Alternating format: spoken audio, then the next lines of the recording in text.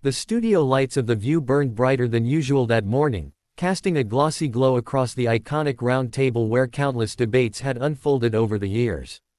The audience buzzed with excitement, phones tucked away but anticipation high. No one suspected that within the next hour, this familiar daytime talk show would spiral into one of the most talked about on-air confrontations in television history. Mark Wahlberg was scheduled to appear as a guest to promote his upcoming film, another gritty, high-octane project that fit neatly into his long career of tough, no-nonsense roles. Known for his discipline, early morning workouts, and straightforward opinions, Mark was respected in Hollywood as a professional who valued hard work and personal responsibility. But The View was not just another promotional stop. As Mark walked onto the stage, dressed in a sharp navy blazer and crisp white shirt, the audience erupted in applause. He smiled, waved, and shook hands with the hosts, Joy Behar, Sunny Hostin, Sarah Haynes, and finally Whoopi Goldberg, who gave him a brief nod and a measured smile. "Welcome, Mark," Whoopi said, her voice calm but authoritative. "Good to have you here." "Happy to be here," Mark replied, taking his seat. "Thanks for having me." For the first few minutes, everything went exactly as expected. The hosts discussed Mark's film, his intense preparation, and his transition from musician to A-list actor. Mark spoke passionately about discipline, faith, and the importance of setting an example for young people. "I believe in accountability," he said at one point. "Nobody owes you anything. You show up, you work hard, and you take responsibility for your choices." Some audience members nodded in agreement. Others exchanged glances. Whoopi leaned back slightly, her expression unreadable. The conversation took its first subtle turn when Joy Behar brought up Mark's public comments about success and bootstraps. "Mark," Joy began with a playful smile that didn't quite reach her eyes, "some people say that mindset ignores systemic issues, privilege, inequality, all that. What do you say to critics who think your views are a bit harsh?" Mark paused, choosing his words carefully. "I'm not denying challenges exist," he said. "But I've seen people come from nothing and still make something of themselves. I think telling people they're powerless is more harmful than honest." Before Joy could respond, Whoopi leaned forward. "But Mark," she interjected, "not everyone starts at the same place. Some folks don't get the chances you got, even early on." The tone shifted. The room felt tighter, quieter. "I get that," Mark replied. "But I also didn't have it easy. I made mistakes. Big ones. And I had to own them." Whoopi raised an eyebrow. "Some would say you were given second chances others never receive." A ripple of murmurs spread through the audience. Mark's jaw tightened, but he remained composed. "Second chances come when you do the work to change. I did the work." Sunny Hostin jumped in, sensing the tension. "But Mark, when influential people say, 'just work harder,' it can sound dismissive to communities facing real barriers." Mark turned to Sunny. "I'm not dismissing anyone. I'm saying effort matters. Responsibility matters." Whoopi's voice cut through again, firmer now. "Effort doesn't erase history," she said. "And saying everyone can just muscle their way through ignores reality." Mark exhaled slowly. "With respect, Whoopi, I'm not talking about erasing history. I'm talking about today. About choices." The word choices seemed to hang in the air like a spark near gasoline. Whoopi's expression hardened. "That's easy to say when the system works for you."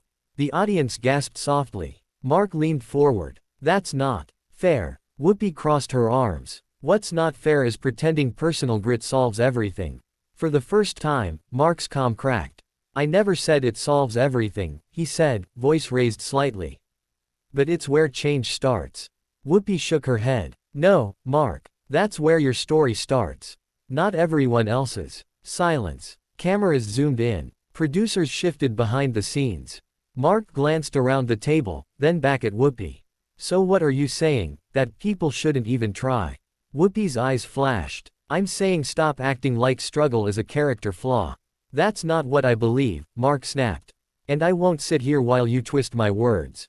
Joy Behar tried to soften the moment. Okay, let's take a breath." But it was too late. Whoopi leaned in, voice low but sharp. "Then maybe you should listen instead of lecturing." The audience fell completely silent. Mark sat back, stunned, not just by the disagreement, but by the tone. He looked down for a moment, then back up, eyes steady. I came here to talk about my work, he said slowly. Not to be painted as something I'm not. Whoopi replied without hesitation. Then don't bring politics and morality into it. Mark laughed once, short, humorless. You asked me. Whoopi shrugged. And I'm responding. Another pause. He glanced off camera, toward the producers, then back at the table. You know what, Mark said quietly, pushing his chair back a few inches. This isn't a conversation. It's an ambush. Gasps echoed through the studio. Whoopi's voice rose. Excuse me. Mark stood up. I respect this show, he said, his voice firm but controlled. But I won't stay where I'm being talked over and misrepresented. Joy Behar stood halfway. Mark, please. But Mark had already unclipped his microphone. Whoopi stared at him, incredulous. So you're just going to walk off? Mark met her gaze. Yes, I am. The audience erupted, some clapping, some shouting, others frozen in shock. Mark turned toward the exit, pausing only once. I believe in hard conversations, he said. Not hostile ones. And with that, he walked off the stage. The cameras cut to a wide shot of the host sitting in stunned silence. Whoopi leaned back, lips pressed together. Joy shook her head. Sunny stared down at the table. Millions of viewers at home sat speechless. This wasn't just another heated exchange. It was the beginning of a media firestorm. The moment Mark Wahlberg disappeared behind the studio curtain, The View was no longer a daytime talk show, it was a live crisis. For several seconds, no one spoke. The applause that had followed Mark's exit quickly faded into awkward murmurs. Cameras hesitated, unsure whether to cut to commercial or linger on the stunned faces around the table. Whoopi Goldberg sat motionless, arms crossed, staring straight ahead. Joy Behar shifted uncomfortably in her chair. Sunny Hostin pressed her lips together, clearly aware that something historic, and dangerous, had just happened on live television. Finally, Whoopi broke the silence. Well, she said flatly, adjusting her glasses, that just happened. Joy tried to laugh it off. You don't see that every day. But no one laughed. Behind the scenes, producers were already scrambling. Phones buzzed. Assistants whispered urgently. A senior producer waved frantically from off-camera, signaling for a commercial break. The screen faded to black. Behind the scenes, chaos unleashed. Backstage, Mark Wahlberg didn't slow down. He walked briskly down the hallway, jaw clenched, entourage struggling to keep up. Mark, wait, a producer called out. Let's talk about this. Mark stopped, turned around, and spoke calmly, but firmly. I said what I needed to say on air, he replied. I'm not doing damage control for standing up for myself. Another producer tried a softer approach.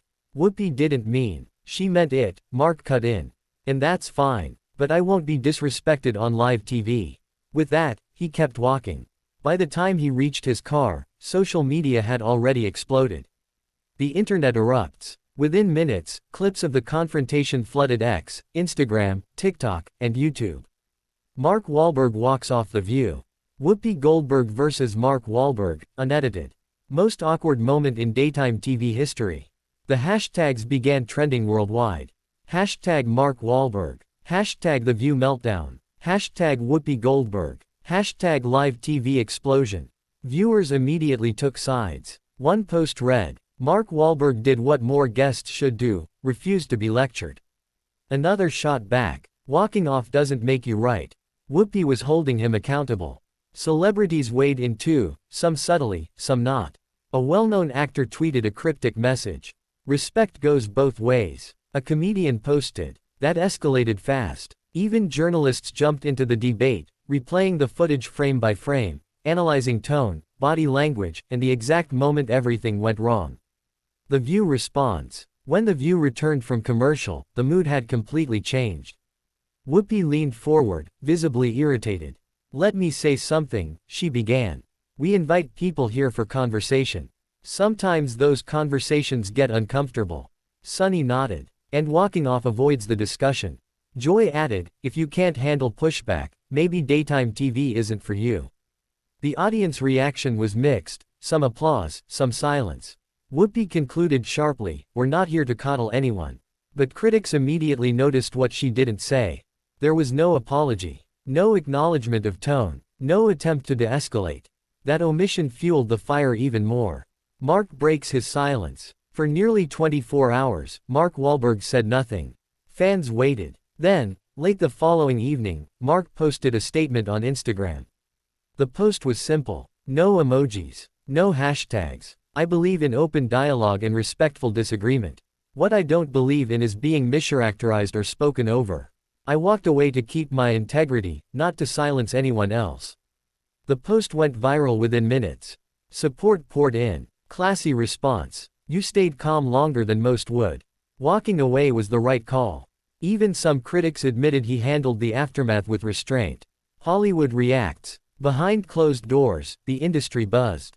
Publicists debated whether The View had crossed a line. Agents quietly warned clients about appearing on the show.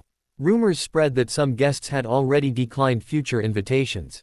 A media analyst on a primetime news show summed it up bluntly. This wasn't just an argument. It was a power struggle, and the audience saw it. Others pointed out a deeper issue. Viewers are tired of confrontations disguised as conversations, one commentator said. They want discussion, not ambush. Whoopi's follow-up sparks more controversy. Days later, Whoopi addressed the incident again, this time on her own terms. I've been doing this a long time, she said on air. If someone feels uncomfortable being challenged, that's on them. That statement reignited the backlash. Clips resurfaced. Think pieces multiplied. Polls showed viewers sharply divided, but one result stood out. A significant portion believed The View had gone too far. A turning point for daytime TV. What started as a routine guest appearance had become a cultural flashpoint. Was Mark Wahlberg wrong to walk off? Was Whoopi Goldberg right to push harder? Or did the show forget the line between debate and disrespect? Media experts called it a turning point for live television, proof that audiences are no longer passive. They analyze, clip, react, and judge in real time. One viral comment captured the moment perfectly. This wasn't about politics. It was about power, and who controls the conversation. The aftermath. Mark Wahlberg returned to his film promotion, but avoided talk shows for a while. When he finally appeared again, it was on a long-form podcast, where he spoke uninterrupted. I'm not afraid of tough questions, he said. I just believe respect matters. Meanwhile, The View continued, ratings spiked briefly, then stabilized. But something had changed. Guests appeared more guarded. Conversations felt tighter, more cautious. The walk-off lingered in the air. A reminder. Live TV is unpredictable. Respect is fragile. And sometimes, the most powerful statement is simply standing up and walking away.